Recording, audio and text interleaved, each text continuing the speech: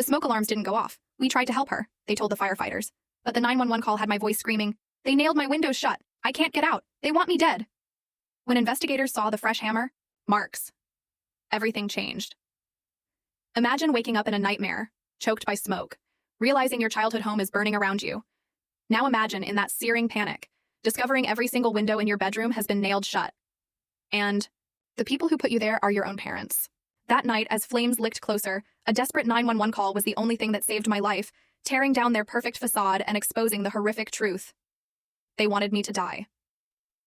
Before I tell you how I got to that burning room, you need to understand something. From the outside, we were the American dream.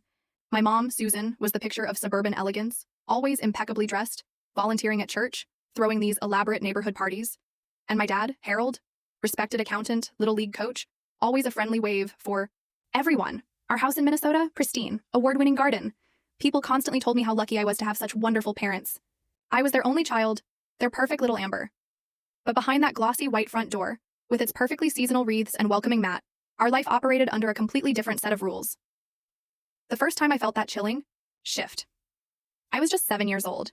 I'd invited a friend over from school. Before she even arrived, my mom pulled me aside and meticulously laid out the rules, exactly which rooms we could enter, which toys were acceptable to share, what topics were safe for conversation. I remember my friend innocently asking to see my bedroom, and my mom, with a tight, almost brittle smile, just said, "Certain areas of the house are private." Even then, a tiny alarm bell went off in my 7-year-old brain. By the time I was 10, I understood. Everything in my life was controlled. My wardrobe, handpicked by my mom. Haircuts, every 6 weeks like clockwork. My school lunches, identical, day after day. Friends, oh, they were vetted, thoroughly. Playdates were monitored from a careful distance. "We just want to protect you, Amber," my mother would coo, her voice soft as velvet, but her eyes unyielding. "The world is full of dangerous people. You are precious to us." And I believed her. I really did. I distinctly remember the first time I realized my bedroom window was locked. I was 10, a beautiful spring day, and I just wanted to feel the breeze. But the window wouldn't budge. I asked my dad about it, and he ruffled my hair, giving me that reassuring smile. "Oh, we installed special safety locks," he said, "to keep bad people out, and to keep our curious little girl safe inside." It made perfect sense back then. I truly believed they loved me, that everything they did was for my protection. Even when things felt strange or just a little too restrictive, I'd convince myself it was normal. What else did I have to compare it to? At school, I excelled. My parents demanded perfect grades, and I delivered. Teachers praised my intelligence, my focus. What they didn't see was the suffocating panic that would grip me over anything less than an A, knowing the silent, crushing disappointment that awaited me at home. Extracurricular activities? Forbidden. Unnecessary distractions, my mother would declare. Sports were too dangerous. Drama club, questionable influences, band practice would interfere with our sacred and unalterable family dinner. My dad rarely contradicted my mother. Sometimes I'd catch him watching me with this profound sadness in his eyes, offering a sympathetic look when she laid down a new, impossible rule. But he never intervened. Never. When I'd ask what was wrong, he'd just quickly plaster on a smile and say, "Nothing, sweetie, just thinking about how fast you're growing up." Then, at 13, something shifted. I was finally allowed to go to a classmate's house, Sarah's, for a school project. Her parents were doctors, impeccable reputations, which apparently satisfied my mother's stringent criteria. At Sarah's house, I was mesmerized. She just opened the fridge to grab a snack without asking permission. She played music in her room with the door closed. Her mom simply nodded when Sarah mentioned soccer practice later, telling her to have fun. On the ride home, I sat in the back seat, silent. A new, unsettling understanding started to crystallize. My family wasn't like others. This level of control? It wasn't normal protection. It was something else. But I pushed the thought away, clinging to the narrative that they just loved me more, cared more deeply, wanted to ensure nothing bad ever happened to me. That night, back in my room, I tried the window again. Curious. That's when I saw it. It wasn't just locked. It was sealed. There was this strange adhesive all around the edges. I pressed my face against the glass, looking down at our perfectly manicured lawn, and a cold dread began to curdle in my stomach. Not just the trapped feeling I'd grown used to, but something deeper. "Mom?" I asked at breakfast the next morning, trying to keep my voice light, casual. "Why is my window sealed shut?" She didn't even look up from arranging my fruit into a perfect geometric pattern on my plate. "Oh, we had a problem with drafts," she said. "The heating bill was outrageous last winter." It was June. We hadn't used the heating system in months. But I just nodded, ate my geometrically arranged breakfast, and pretended to accept the explanation. That was the first time I consciously recognized my mother was lying to me. It wouldn't be the last. As I approached my teenage years, The lies multiplied, and so did the restrictions, each one presented as a loving gesture of protection, each one tightening the invisible cage around me. By 15, my desire for independence crashed head-on with their escalating control. While other teenagers were negotiating curfews and dating privileges, I was fighting for the basic right to walk to the mailbox alone. My mother had installed a tracking app on my phone that monitored my location every single minute. If I deviated even slightly from my approved routes between home and school, my phone would immediately ring. "Where are you?" my mother would demand, without even a greeting. "The app shows you're 2 blocks from your usual path." The first time it happened, I'd stopped to pet a neighbor's dog. The second, I ducked into a convenience store to escape a sudden downpour. After the third violation, my father began driving me to and from school every single day, wiping out even those tiny moments of autonomy. When I was 16, I discovered cameras. Hidden throughout the house. Not obvious ones, but tiny lenses. Tucked into smoke detectors, picture frames, even my desk lamp. I found the first one by accident while changing a light bulb. My hands shook as I examined that tiny lens, my mind racing to recall all the private moments, the quiet tears, the silent rebellions that had been observed without my knowledge. I confronted my parents at dinner that night. My mother's reaction was chilling. "You wouldn't need to be monitored if we could trust you," she said, calm as ice, meticulously cutting her chicken into precise, identical pieces. "Your behavior has been concerning lately. Your father and I have discussed having you evaluated." "Evaluated for what?" I asked, my voice rising despite my desperate efforts to stay calm. "For wanting privacy? For being a normal teenager?" My father cleared his throat. "Your mother thinks you might be developing some psychological issues, Amber. The secretive behavior, the mood swings. We're worried about you." It was the first time they'd openly suggested there was something wrong with me, but it quickly became their favorite tactic. Any resistance to their control was framed as evidence of mental instability. Any request for normal teenage freedoms was interpreted as a troubling sign. My mother started telling extended family members that I was struggling emotionally. She implied to neighbors that I had behavioral problems. She even scheduled appointments with our family doctor where she'd describe symptoms I never experienced, speaking about me as though I wasn't sitting right beside her. "She has these episodes," my mother would whisper, her voice lowered with practiced concern. "Irrational outbursts, paranoid thoughts, we're at our wits' end." I'd try to defend myself, to explain that I was perfectly fine, just increasingly frustrated by their restrictions. But my protests only reinforced their narrative that I was troubled and in denial. Around this time, the window security in my bedroom intensified. The simple locks were replaced with elaborate mechanisms that required keys only my parents held. Metal bars were installed, disguised as decorative elements, but functionally, they were exactly like prison cell bars. The curtains were replaced with heavier versions that blocked all natural light, which my mother claimed would help me sleep better. It was Jessica, my lab partner in chemistry class, who first truly saw it. We'd become friends despite my limited social interactions, bonding over our shared love of science. She noticed the dark circles under my eyes, how I'd flinch at loud noises, my reluctance to discuss home life. "Amber, are you okay?" she asked one day after class. "Like, really? Okay? Because sometimes you act like someone who's afraid all the time." That simple question broke something open inside me. In that empty classroom with its familiar smell of chemicals and chalk, I told her everything. The control, the surveillance, the accusations of mental instability, the locked windows. Jessica listened without interruption, her eyes widening. "That is not normal," she finally said. "That is not parents being protective. That is abuse." Hearing those words spoken aloud was terrifying, but also incredibly validating. Abuse happened in homes with shouting and violence, right? Not in meticulously maintained houses with mothers who volunteered at church and fathers who coached Little League. But as Jessica helped me research psychological abuse and coercive control, I recognized my own family in every single description. Jessica tried to help. She offered to tell her parents, to help me contact authorities. But my mother discovered our friendship had deepened beyond casual school interactions, and she moved with stunning efficiency. She contacted the school counselor, expressing concerns about Jessica's influence on her vulnerable daughter. She spoke with Jessica's parents, painting me as troubled and unstable. Within weeks, Jessica was no longer my lab partner. Her parents had forbidden her from spending time with me. My one connection severed. I was 17 when I made my first escape attempt.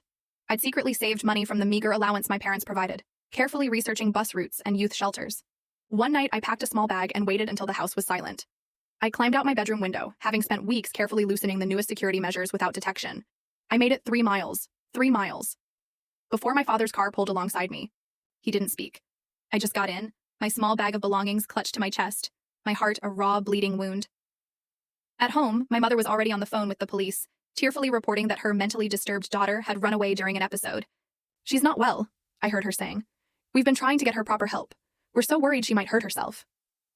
The next day, my bedroom door had a new lock installed. This one was on the outside. My window was completely sealed with a material I couldn't identify. And my parents began giving me pills each morning and evening, insisting they were prescribed by a doctor I had never met. For your anxiety, sweetheart, my mother would say, watching to ensure I swallowed them, to help keep those troubling thoughts under control. The medication left me groggy, disoriented. Concentrating became almost impossible. My school performance, once excellent, now plummeted. Teachers who had praised my intelligence now looked at me with concern, but they accepted my mother's explanation of medication adjustment for a condition I didn't have. By my senior year, the narrative of my instability was firmly established in our community. I was the troubled girl, with the saintly parents, who sacrificed everything to care for their challenged child. People looked at me with pity or discomfort. No one questioned why I was never seen without parental supervision, why I no longer participated in class discussions, why I seemed to disappear further into myself with each passing month. The pills, the isolation, the constant surveillance, the locked doors and windows, they all served the same chilling purpose: to convince me that I needed their protection from the world and from myself, to break down any sense that I could exist independently from their control. But deep inside, a small, stubborn flame of resistance continued to burn. I began secretly spitting out the pills when I was unobserved. I read books on psychological abuse, hidden inside approved school texts. I documented everything in a journal, concealed inside a hollowed-out dictionary, a hiding place inspired by a novel I'd read years earlier. I graduated high school in a fog of medication and isolation, with no friends and no plans for college. My parents announced I would be taking a gap year to focus on my health, which really meant another year under their complete control. As my classmates prepared for independence, I prepared for more intensive confinement. I was 18 years old, legally an adult, but with no practical means to exercise my freedom. The world outside our house had become an abstract concept, rather than a place I could actually access. But still, that flame inside me refused to die completely. At 21, my life bore no resemblance to what most young adults experience. While my peers were finishing college, starting careers, traveling, I existed within the suffocating confines of my parents' control. The only concession to my adulthood was permission to take online classes through a local community college, a program my mother selected and monitored closely. "See how we support your education, Amber?" she'd say, checking my computer history daily. "Most parents wouldn't invest so much in a child with your challenges."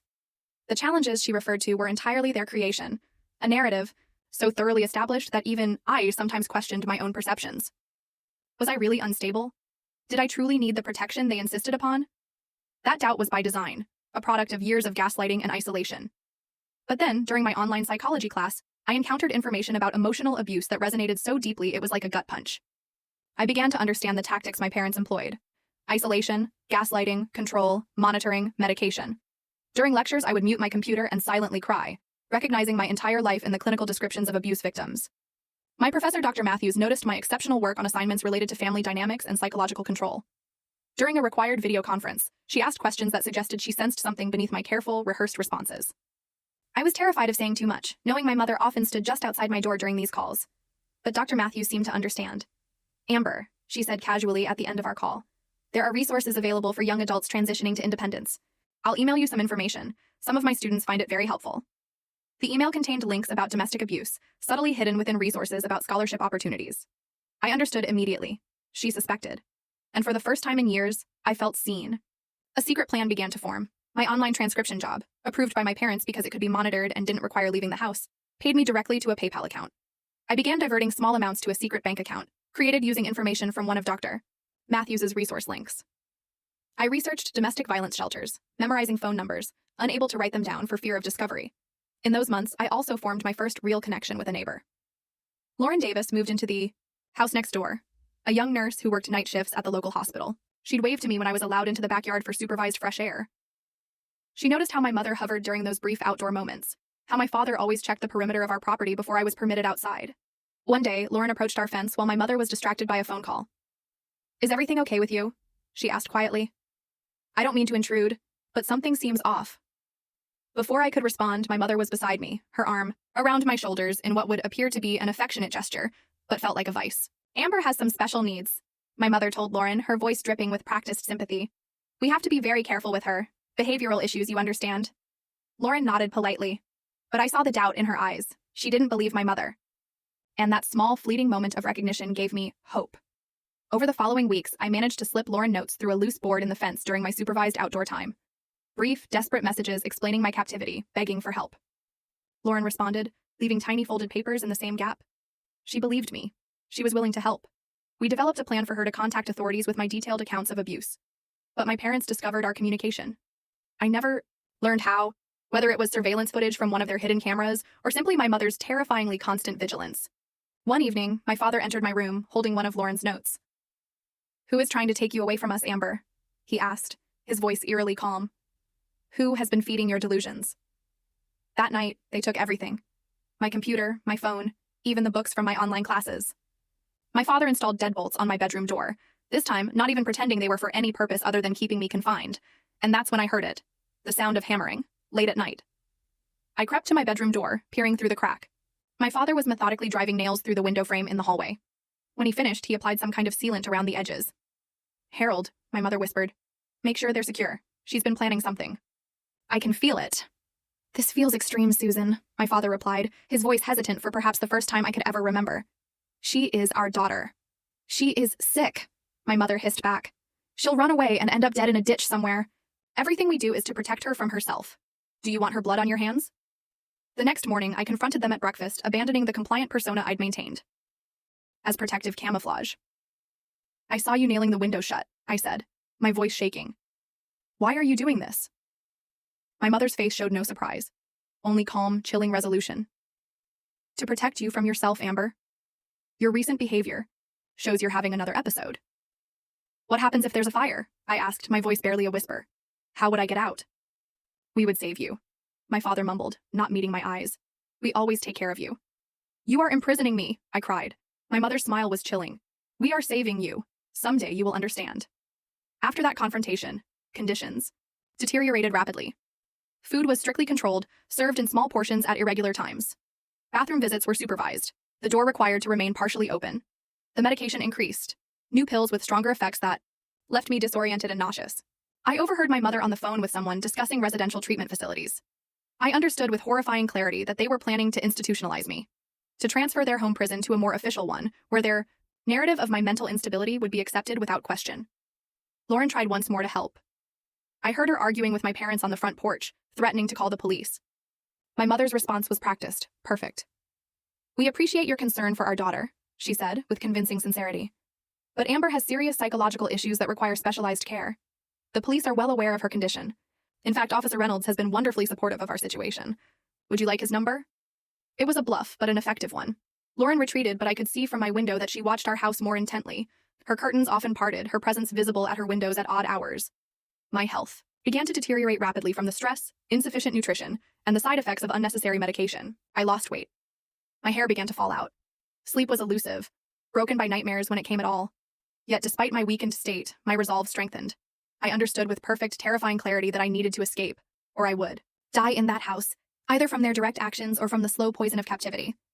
I had one remaining lifeline, a prepaid phone I'd purchased during a rare supervised shopping trip months earlier, before they had completely restricted my movements.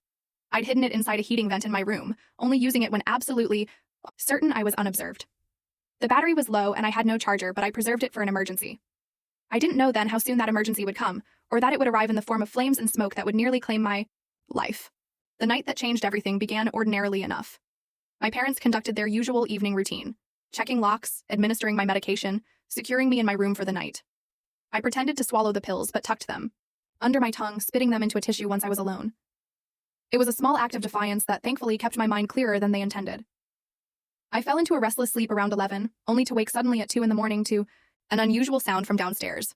At first, I thought it might be my father doing one of his middle-of-the-night security checks. He sometimes roamed the house at odd hours, testing windows and doors, checking surveillance equipment. But this sound was different. A crackling noise followed by a muffled pop. I sat up in bed, straining to identify it. Then I smelled it. Smoke. Faint at first, then increasingly acrid. My first reaction was oddly calm. Fire drills had been part of school life, the procedure ingrained. Get low. Find an exit. Call for help. I slid out of bed and crawled to my bedroom door, already feeling the temperature rising. When I touched the doorknob, it was warm, but not yet hot. I turned it, expecting to enter the hallway and find my parents, perhaps already managing the situation. The knob turned, but the door wouldn't open. I pushed harder and then realized, with a surge of raw panic, that it was locked from the outside. Not just the regular lock that had become standard, but something more. I could feel resistance when I pushed, as though something heavy had been braced against it. Mom! Dad! I called out, my voice higher than normal. There's a fire! I can't! Get out! No response came. I pressed my ear to the door and heard movement downstairs, the sound of voices, too indistinct to make out words. I pounded on the door, shouting louder. Help! The house is on fire! I'm locked in! The smoke was thickening now, seeping under my door in ominous tendrils. I grabbed a towel and stuffed it into the gap, but it provided only temporary relief. My eyes began to sting, my throat tightening. I moved to the window, the most logical escape route. My room was on the second floor, but the garage roof extended beneath my window, providing a possible path to safety. I grasped the window sash and pulled upward, already anticipating the resistance of the locks my parents had installed years ago. But this was different. The window did not budge at all. In the dim light from my bedside lamp, I could see why. Fresh nails, hammered through the frame at intervals of just a few inches, securing it completely to the casing. Some sort of industrial sealant had been applied around the edges, visible as a dark, damning outline. Panic surged through me. I grabbed my desk chair and slammed it against the window, but the reinforced glass merely shuddered. Again, I struck. Tiny cracks appeared, but the window held firm. The nails remained embedded in the wood, unmoved by my desperate efforts. The smoke was getting thicker. I could hear the fire now, a hungry roar from downstairs. The floor beneath my feet was growing hot. I dropped to my hands and knees, remembering that air would be clearer near the floor. And then I heard it. Car doors slamming outside. I crawled back to the window and peered out. In the driveway, illuminated by security lights, I saw my parents, getting into our family sedan. They were leaving. They were leaving me in a burning house. In that horrifying moment, the truth I had been trying so hard not to acknowledge for years crystallized with perfect, brutal clarity. This was not an accident. This was not neglect. This was intentional. The sealed windows, the locked door, their hasty departure. They wanted me to die in this fire. I began screaming, raw sounds of terror and betrayal that tore at my smoke-irritated throat. I pounded the window, threw myself against the door, searched frantically for anything that might break through my wooden prison. Through my mounting panic, I remembered the phone. My emergency lifeline, hidden in the heating vent. I scrambled across the room, prying open the metal grate with fingers already blistering from the rising heat. The small phone was there, miraculously, still showing a partial charge. My fingers trembled as I dialed 911, coughing violently as smoke filled my lungs. 911, what is your emergency? The dispatcher's voice was so calm, so utterly incongruous with the inferno around me. Fire! I gasped. I'm trapped. 622 Maple Street, second floor bedroom. I can't get out. Is there a fire in your home? The dispatcher asked. Are there other people in the house? Yes, fire, I confirmed, my voice breaking. No people. My parents left. They locked me in. The windows are nailed shut. I can't get out. There was a brief pause, as though the dispatcher was processing this impossible information. Did you say the windows are nailed shut? Yes, I screamed, abandoning any attempt at composure. They nailed my windows. I can't get out. They want me to die. I heard sirens in the distance as the dispatcher assured me help was coming. The smoke was so thick now, I could barely see across my room. The heat was intense, pressing against my skin like a physical weight. I crawled to the farthest corner from the door, pressing a wet cloth I had grabbed from my bathroom against my mouth and nose. Through the window, I saw emergency lights approaching. I heard someone shouting outside, though the words were indistinct. A new sound caught my attention. Lauren's voice, from next door, screaming my name. Amber! Oh my God, Amber! I crawled back to the window, fighting against the thickening smoke, and pounded on the glass. Through watery eyes, I could see Lauren in her yard, pointing frantically toward my window as firefighters arrived. The next few minutes blurred in my oxygen-deprived mind. There was the sound of breaking glass, the glorious rush of fresher air. Figures in protective gear appeared at my window, expressions of shock visible even through their masks as they registered the nails securing my window shut. Strong arms lifted me. Someone was saying something about a ladder. I was being carried. The sensation of movement disorienting after the confinement of my room. The cool night air hit my smoke-ravaged lungs, causing a coughing fit so violent I thought my ribs would crack. I remember fragments of the next hour. Oxygen being placed over my face, the burn of an IV being inserted. Lauren's tear-streaked face appearing briefly above me, her hands squeezing mine. I remember trying to speak, to explain, but lacking the strength to form coherent sentences. Most vividly, I remember seeing my parents returning to the scene, their performance beginning immediately. My mother's theatrical wail, my father's stunned expression, both rushing toward the ambulance with perfectly practiced concern. Our daughter, my mother cried to anyone who would listen. Is she all right? We just went for help. The smoke alarms malfunctioned. We tried to save her. Through my oxygen mask, I whispered the truth to the paramedic beside me. They locked me in. They nailed the window shut. They left me to die. His expression shifted, skepticism giving way to something darker as he looked from me to my hysterical parents who were now being held back by police officers. He leaned closer. We found the nails, he said quietly. Fresh hammer marks. We saw the lock on your door. No one is going to hurt you anymore. As consciousness faded, I heard a police officer speaking to my parents, his voice hard and suspicious. We need to ask you some questions about those windows, Mr. and Mrs. Wilson, and about this recording from the 911 call. My mother's voice rose in practiced indignation. Our daughter is mentally disturbed. She has delusions. We would never harm her. But for the first time in my entire life, no one was believing her performance. The last thing I remember before darkness claimed me was the unfamiliar but utterly beautiful sound of handcuffs clicking around my mother's wrists. I woke up in the hospital 3 days later, my throat raw from smoke inhalation, my lungs damaged but healing. The first face I saw wasn't my mother's or father's. It was Lauren, sitting beside my bed with dark circles under her eyes, suggesting she'd barely left my side. "They're in custody," were her first words to me, answering the question I hadn't yet found the strength to ask. "Both of them. They are not getting anywhere near you, ever again." A police detective named Jason Reynolds came to see me that afternoon, his manner gentle but direct. He sat beside my bed, notepad ready, but initially unused, as he simply asked how I was feeling. "I need to ask you some questions, Amber," he finally said. "But first, I want you to know that we found the hammer marks on your window frames. Fresh marks. We found the sealant. We found the lock on your bedroom door and the furniture that had been pushed against it. The evidence supports your account." I closed my eyes briefly, a strange mixture of relief and pain washing over me. For so long, I had been told that my perceptions were wrong, that my memories were unreliable, that my fears were delusions. Having external validation of the reality I had experienced was both vindicating and devastating. Detective Reynolds was patient as I shared my story, beginning with my earliest memories of control and isolation, working through the escalating restrictions of my teenage years, and finally describing the horrifying realization that my parents had left me to die in a fire they likely started themselves. "We can't prove yet that they set the fire deliberately," he told me. "The fire investigator says it started in the kitchen, possibly electrical, but we can prove they knew about it, left without attempting to rescue you, and had taken deliberate steps to prevent your escape." "They've been telling people I'm mentally ill for years," I said, my voice still raspy from smoke damage. "That I have delusions, that I'm unstable and need their protection. Will anyone believe me?" Detective Reynolds' expression hardened slightly. "The 911 recording is compelling evidence, Amber. Your voice, your terror, your clear statement that they had nailed your windows shut, all captured in real time during the emergency. It's difficult to dismiss that as delusion." He hesitated before continuing. "We executed a search warrant on your parents' home, or what remains of it after the fire. We found medication bottles prescribed to you by a doctor who, when interviewed, had no record of you as a patient. We found journals belonging to your mother that—" He paused, seeming to choose his words carefully. "Strongly suggest a psychological condition that experts will need to evaluate over the coming days." As my physical condition improved, the full scope of the investigation was revealed to me. My mother's journals, partially recovered from a fireproof safe in their bedroom, contained years of detailed documentation of her treatment of my supposed mental illness, a condition that existed only in her mind. Psychologists who reviewed the material suggested she suffered from Munchausen syndrome by proxy, a horrifying disorder in which a caregiver fabricates or induces illness in someone under their care to gain attention and sympathy. More chilling were the entries from recent months where she wrote explicitly about her fear of losing control over me, of my potential escape into the world, and her grim determination to maintain a grip on my life, whatever the cost. "Your father appears to have been more of an enabler than an instigator," Detective Reynolds explained during one of our interviews.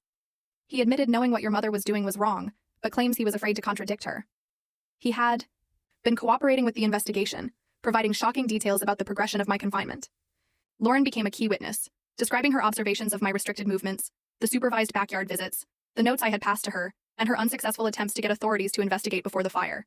She brought forward our written communications, miraculously preserved despite my parents' discovery of some of them. "I should have done more," she told me tearfully during one hospital visit. "I knew something was terribly wrong, but I didn't know how to help without making things worse." "You did help," I assured her, squeezing her hand. "You were the only one who saw through their facade. You were the only one who believed me." Other neighbors came forward as the case gained attention, sharing observations they had dismissed or rationalized over the years. Mrs. Abernathy from across the street recalled how she never saw me outside alone, how my mother would interrupt if she attempted to speak with me directly. Mr. Jensen, who lived 2 doors down, described an incident years earlier when he heard screaming from our house, only to be convinced by my mother that they had been watching a horror movie with the volume too high. My former teachers were interviewed, many expressing shock and guilt at having accepted my parents' explanations for my increasingly withdrawn behavior and declining academic performance. Dr. Matthews, my online psychology professor, provided records of our communications and her own documented concerns about potential abuse. As physical evidence was compiled and witness statements gathered, the prosecution's case against my parents strengthened dramatically.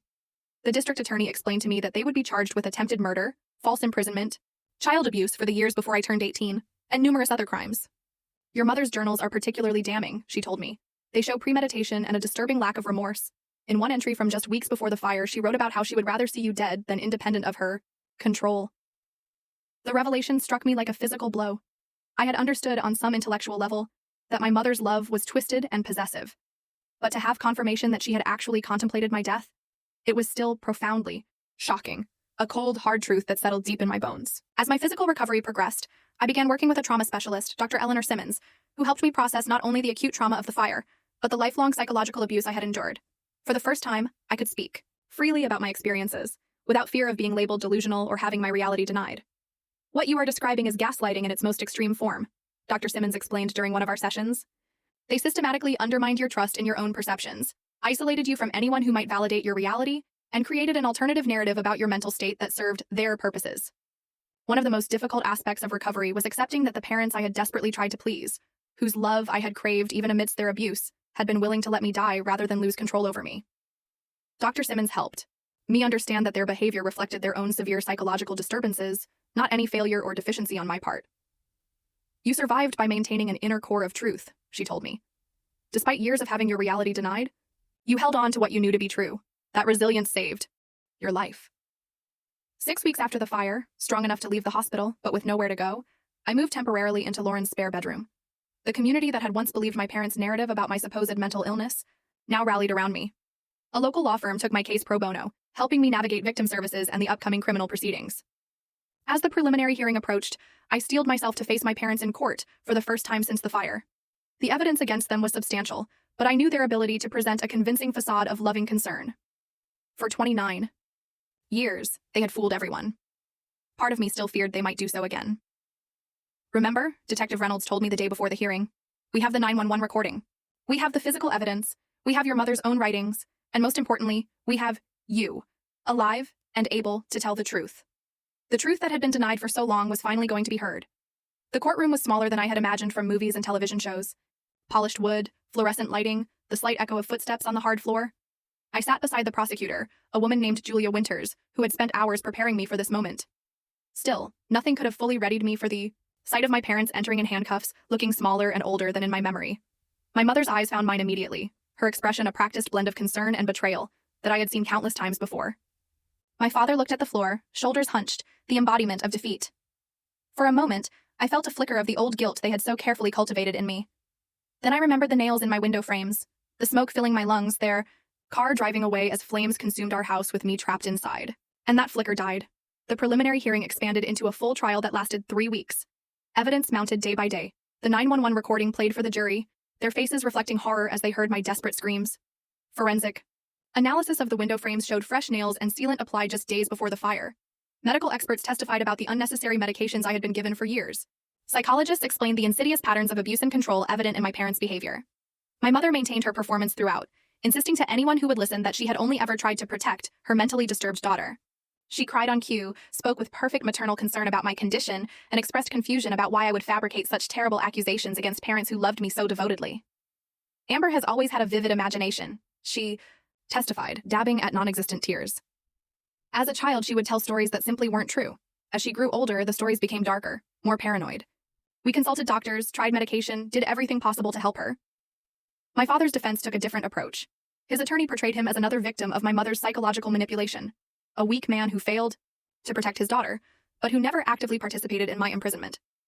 He admitted to installing the locks and nailing the windows, but claimed he did so under duress, believing my mother's assertions that I was a danger to myself. I made terrible mistakes, he testified, actually meeting my eyes briefly. I failed Amber. I should have protected her from Susan's obsession. I will regret that failure every day for the rest of my life. The most difficult day of the trial came when I took the stand. Facing my parents while recounting the years of abuse required every ounce of strength I possessed. My voice shook at times, but I forced myself to look directly at them as I spoke my truth. They told me from childhood that I was mentally unstable, that I needed their protection from myself and from the world, I testified. But I was never ill until they began medicating me with drugs I didn't need. I was never in danger until they created the danger. They did not protect me. They imprisoned me. My mother's attorney cross-examined me aggressively, trying to create doubt about my recollections, suggesting that trauma and smoke inhalation had affected my memory of the night of the fire. He implied that my online psychology classes had given me the terminology to fabricate a narrative of abuse. Is it possible, he asked with practiced skepticism, that your parents really did try to save you that night, but your oxygen-deprived brain misinterpreted their actions? I looked directly at the jury as I answered. I saw them get into their car and drive away while smoke filled my lungs and flames approached my locked bedroom. My windows were nailed shut. My door was barricaded from the outside. Those are not actions of people trying to save someone. Those are actions of people ensuring someone cannot escape. The turning point came when the prosecution played the full 911 recording for the courtroom. My voice, thin with terror and choked by smoke, echoed through the silent room. They nailed my windows, I cannot get out. They want me to die. Top. Dispatcher's calm questions, my increasingly desperate responses, the sound of my coughing and struggling to breathe, all captured in real time during the fire, had an undeniable, shattering impact. I watched jurors wince. One woman covered her mouth in horror. Even my father closed his eyes, unable to maintain his composure as the recording played. In the silence that followed, my mother did something unexpected. She began to laugh. A soft, unsettling sound that gradually increased in volume until the judge had to call for order. When she spoke, her carefully maintained facade had cracked, revealing something cold and alien beneath. She was always going to leave me, my mother said, no longer performing for the jury, but speaking directly to me. Just like everyone else. I gave her everything. I protected her from the filth of the world, and she wanted to abandon me for a life of independence. She spat the last word like a curse. No one who really loves you gives you independence, Amber. They keep you close. They keep you safe. They keep you. The courtroom fell into a stunned silence at this raw, chilling confession. My mother seemed to realize her error quickly, attempting to resume her previous demeanor, but it was too late. The jury had glimpsed the truth behind her performance. My father, perhaps sensing the dramatic shift in the courtroom, made a decision that surprised everyone. He asked to change his plea to guilty and offered a full confession. He described years of knowing what was happening was wrong, but being too afraid of my mother to intervene. He detailed how they had planned to institutionalize me permanently, before I could establish an independent adult life. And he confirmed that on the night of the fire, they had indeed left me to die, driving away with full knowledge that I was trapped inside. Susan said it would be better this way, he testified, his voice barely audible. That Amber would never be happy in the world, that the world would hurt her, that a quick death was preferable to a lifetime of suffering. And I was too much of a coward to stop her. The jury deliberated for less than 6 hours before returning guilty verdicts on all counts for both my parents. My mother received a sentence of 40 years without possibility of parole. My father, given his cooperation and guilty plea, received 25 years with possibility of parole after 15. Before they were led away, the judge allowed me to make a statement. I stood, my legs shaking slightly, and faced the people who had given me life, and then tried to take it away. I spent 29 years believing I was broken, I said, my voice stronger than I expected. Believing I needed your protection from myself and from the world. Today I stand before you, whole and free. I am not speaking to offer forgiveness. I am speaking to declare my independence from your control, from your lies, from your twisted version of love. This is the last time I will ever address you, and the first day of a life that belongs entirely to me. As they were led away, my mother called out one last time, "You will fail without us, Amber, you need us." But her voice held no power over me anymore. The truth had been spoken, heard, and affirmed. Justice, imperfect but real, had been served. Outside the courthouse, surrounded by supporters and media, I felt something unfamiliar spreading through me. It took a moment to recognize it as freedom. Not just physical freedom, but the profound liberation of having my reality acknowledged and validated after a lifetime of denial. The weight of secrecy and shame had lifted, replaced by the sometimes terrifying but always precious gift of self-determination. "What will you do now?" a reporter asked as I prepared to leave. I smiled, the expression still feeling somewhat foreign on my face. "I am going to live," I said simply. "For the first time in my life, I am going to truly live." The journey from surviving to thriving did not follow a straight line, not by a long shot. There were days when freedom felt overwhelming, when I questioned my ability to navigate a world I had been systematically taught to fear. There were nights when I woke in absolute panic, convinced I was still trapped in that burning room. But with each passing month, those moments became less frequent, less intense. Dr. Simmons continued to work with me, helping me process not only the acute trauma of the fire, but the complex psychological impact of lifelong abuse. Recovery is not about forgetting what happened, she explained during one particularly difficult session. It is about integrating those experiences into your understanding of yourself without allowing them to define your future. Lauren remained a steadfast presence in my life, transitioning from rescuer to roommate to genuine friend. She never pushed me to discuss my experiences, but listened when I needed to talk. She celebrated every tiny victory with me, my first solo trip to the grocery store, my first time driving a car, my decision to finish my degree in psychology. "I thought I was brave until I met you," she told me once, her eyes shining. "You redefined courage for me every day." 6 months after the trial, I moved into my own apartment. A small, sun-filled space that I decorated exactly as I wished. The first night alone was terrifying, but I reminded myself that fear was a normal response to new experiences, not evidence that I was incapable of independence, as my parents had claimed. I placed no locks on my bedroom door. Every window could be opened fully. These weren't casual choices, but deliberate reclamations of freedom. Each morning I opened all the windows for at least a few minutes, regardless of the weather, just because I could. The fresh air, even when cold or damp, tasted like pure liberty. The media attention following the trial brought unexpected connections. Other survivors of family abuse reached out to share their stories in solidarity. Organizations working with domestic violence victims invited me to speak about psychological abuse and coercive control.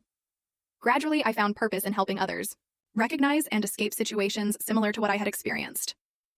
1 year after the fire, I established a small foundation focusing on helping young adults transitioning out of abusive family situations. We provided practical support, legal resources, and most importantly, community. The isolation that abusers create as their first line of control?